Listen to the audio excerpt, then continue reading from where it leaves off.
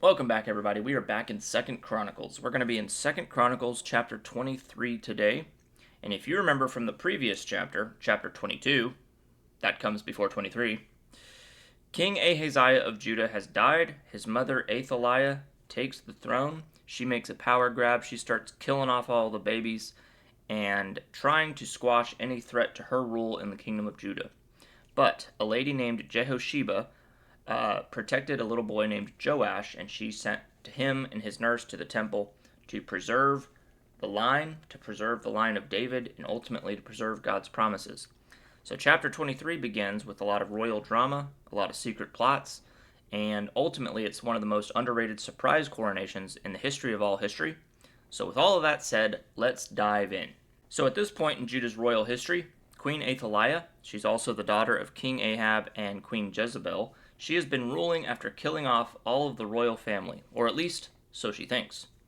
But in chapter 23, Jehoiada, the priest, he steps up like the world's most righteous secret agent, and he has been hiding little baby Joash, the rightful heir to the kingdom, in the temple for 6 years. So who'da thunk it? The temple becomes a daycare. But you gotta do what you gotta do. Am I right? Now, it's also worth calling out that this story, if it sounds familiar to you, is one that we have talked about before, and it was found in 2 Kings 11. It's a telling of the same story, just through maybe a different lens. So, it might sound familiar to you, but we're going to talk about it again. So, the priest, Jehoiada, he gathers a bunch of loyal soldiers, Levites, and leaders, and he says, "All right, boys, it's time to do a temple takeover." So he gives them strict instructions about rotating guards and weapons, and it's all very Mission Impossible, Temple Edition. Mission Temple Possible. I don't know. Verses 4 and 5 say, "This is what you must do when you, priests and Levites, come on duty on the Sabbath. A third of you will serve as gatekeepers, another third of you will go over to the royal palace, and the final third will be at the foundation gate. Everyone else should stay in the courtyards of the Lord's temple."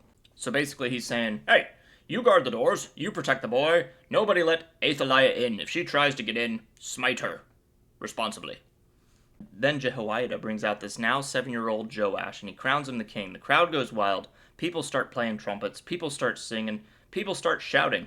There's probably a few people in the crowd doing a TikTok dance. Just kidding. That didn't happen.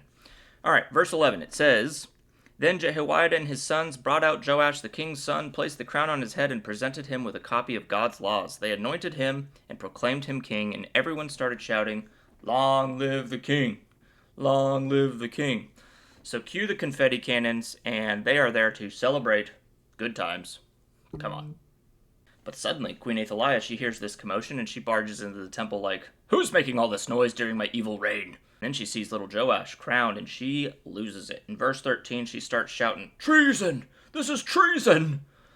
But I just think it's ironic that Athaliah, the lady that murdered all the royal family in order to steal the throne, is now yelling treason. It's like, lady, please. You serious right now? Jehoiada basically orders, get her out of here, and don't kill her in the temple. It's sacred place. Take out the trash, but not on holy ground. So they escort her out, and that's the end of Queen Athaliah. So then Jehoiada leads a national rededication ceremony. It's a full-on spiritual reboot. He renews the covenant between God, the king, the people. They destroy all the altars of Baal, and they reinstate proper temple worship. In verse 21, it says, "So all the people of the land rejoiced, and the city was peaceful, because Athaliah had been killed." The chapter ends with Judah finally having peace. New king, new vibes, new day. Woo! Won't he do it? All right, what are the lessons that we can take away from this today? Well, God always has a plan, even when evil seems to win. I think there are times in our lives where we feel like, man, evil is all over the place. Evil seems to be thriving. It seems to be doing well. But just know throughout all the mess and the chaos that God always has a plan. Queen Athaliah thought that she wiped out the entire royal line, but God said, nah, I've got more in the nursery at the temple right now. Next, faithfulness in hiding leads to fruitfulness in public. Jehoiada's years of quiet obedience led to Judah's national revival. He protected this baby from Queen Athaliah and her rampage against all the royal line, and because of that, Judah was preserved, and the line of David was preserved, and won't he do it? I mean, seriously. So for us, sometimes when there is a delay, we often will think of it as defeat. We say, man, we've lost. But don't mistake delay for defeat. Just because justice takes a while doesn't mean it's not coming. So stay faithful. And then at the end of this story, we saw that they destroyed all these altars to Baal and they restored God's temple worship properly to the people of Judah. And I think for us, sometimes we just need to do a Baal cleanse. Whether it's bad habits or it's toxic people or it's Netflix binges that dole out your soul, we need to smash those altars and make God the priority in our lives once again.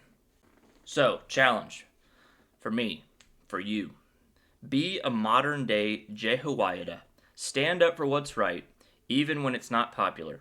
Protect what's holy in your life, protect what's holy in your family's life, and when God calls you to act, act with courage, act with wisdom, and act with a little bit of holy mischief. Because who knows, your quiet faithfulness might just lead you to a spiritual revolution. Won't he do it?